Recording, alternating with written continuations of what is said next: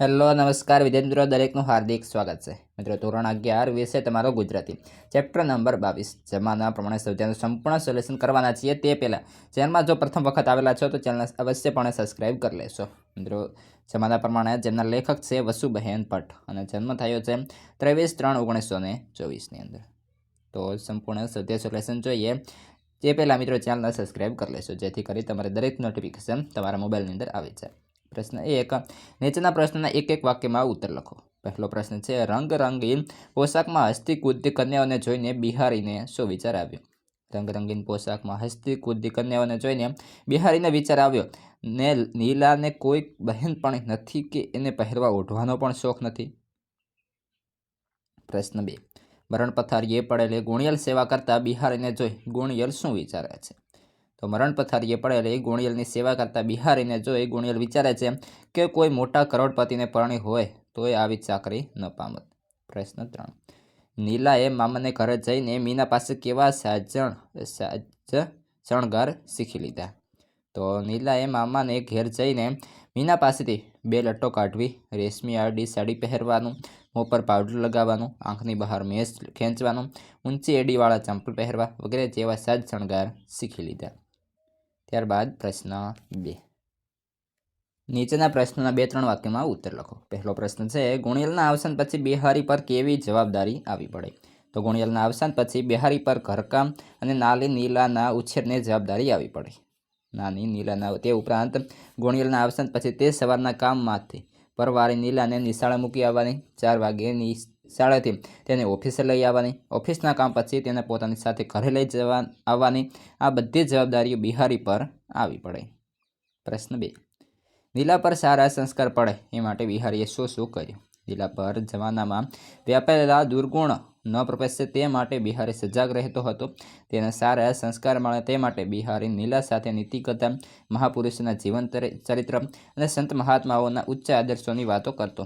જાત મહેનત અને સાદાઈમાં જ સુખ સમાયેલો છે તેઓ પોતાના વર્તનથી અને વાંચનથી વારંવાર ઠસાવતો. તે નીલાને એવું બનાવવા પ્રેરતો કે લોકો એવું માને ચારિત્ર અને સાદાઈ એટલે બિહારીની દીકરી. પ્રશ્ન 3, બિહારીને નીલાને જોવા આવવાવાળાના કેવા કેવા પ્રતિભાવો મળ્યા? ઉંમરલાયક થયેલી નીલાને જોવા માટે ઘણા છોકરાઓ આવતા. નીલા ખૂબ જ સીધી સાદી છોકરી હતી, તેથી બિહારીને નીલાને જોઈ ગયેલા છોકરાઓ તરફથી એવા પ્રતિભાવો મળતા કે છોકરી આમ સારી ખરી પણ જમાના પ્રમાણે રહેતા આવડતું તેવા કેવા કપડાં પહેરે ઓઢે છે. સિનેમા નાટક વિશે તો જાણતી જ નથી. આજની છોકરીઓ જેવી નહીં, દેખાવે સારી છે તેથી શું, જુવાનીનો તરવરાટ ન મળે, અકાળે વૃદ્ધ થઈ ગઈ છે, હોશિયાર હોશિયાર બધા કરે તેથી શું દાડો વળવાનો. આપણે ઓછી તત્વજ્ઞાનની ચર્ચાઓ કરવાની છે, આપણે કંઈ ઘરકામ કરવાવાળી નથી જોઈતી. છોકરા સાથે 2 ઘડી હસી બોલી મન બહેલાવી ન શકે તો શા કામની. જમાના પ્રમાણે આમ છોકરાવાળા તરફથી બિહારીને આવા પ્રતિભાવો મળતા. પ્રશ્ન 3, નીચેના પ્રશ્નોના સવિસ્તર ઉત્તર લખો. પહેલો પ્રશ્ન છે, બિહારીના મનને કયા વિચારો કોરી ખાતા હતા, શા માટે? નીલાના જન્મ પછી બિહારીની પત્ની બીમાર રહેતી હતી. બિહારી પર બીમાર ગુણિયલની સેવા કરવાની, નાની નીલાની દેખભાળ રાખવાની, પોતાની નોકરી કરવાની જેવી જવાબદારીઓ આવી પડી. તે દરમિયાન અને ગુણિયલના અવસાન પછી બિહારીને નીલાનો અત્યંત સાદાઈથી ઉછેર કર્યો હતો. નીલા અત્યંત સાદું સરળ જીવન જીવતી. તે જાડા ખાદીના કપડાં પહેરતી, કોઈની સાથે હળતી મળતી નહીં અને આખો દિવસ એકલી વાંચ્યા કરતી. દુનિયાનો એક પણ દુર્ગુણ નીલાના પ્રવેશ્યો ન હતો. તે પોતાના પિતાનું ધ્યાન રાખતી. તેના જીવનનું કેન્દ્ર બિંદુ તેને પિતા જ હતા. તેનો જીવન રસ તેના પિતામાં જ સમાપ્ત થઈ જતો હતો. શરૂઆતમાં નીલાના આ પ્રકારના ઉછેર માટે ગર્વ અનુભવતા બિહારીને હવે આ જ બાબતની ચિંતા થવા લાગી હતી. તેને નીલાના ભાવિ જીવન અંગે ખૂબ ચિંતા થઈ હતી.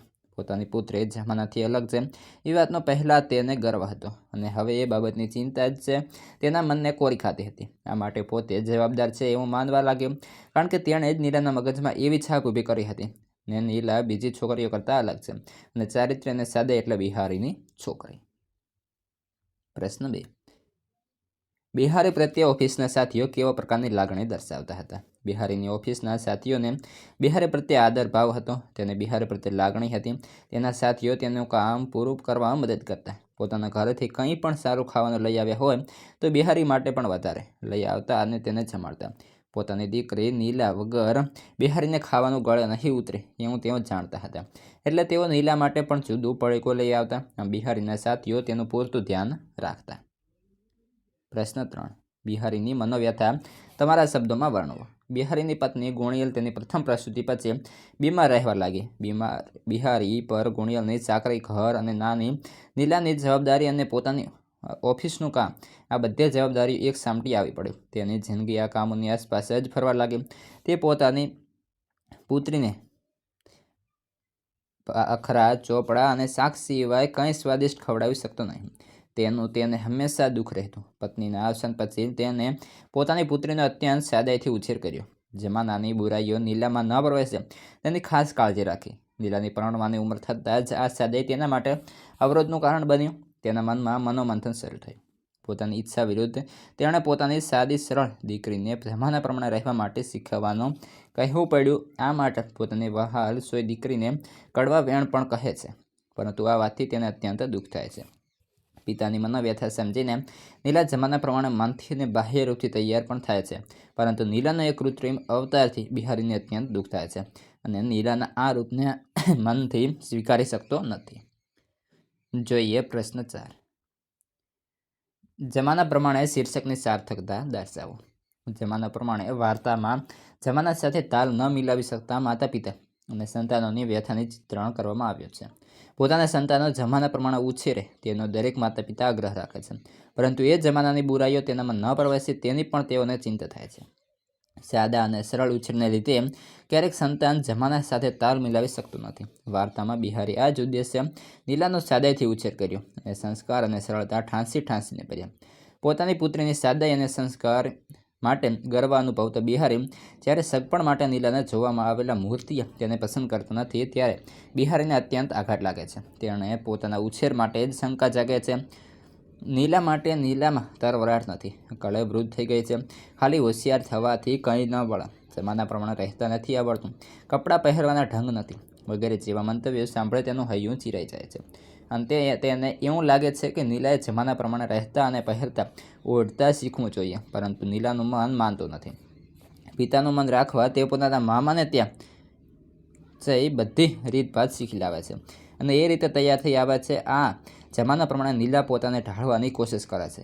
આમાં આ દ્રષ્ટિએ જમાના પ્રમાણે શીર્ષક સાર્થક ઠરે છે. મિત્રો, આ હતું સંપૂર્ણ સોલ્યુશન.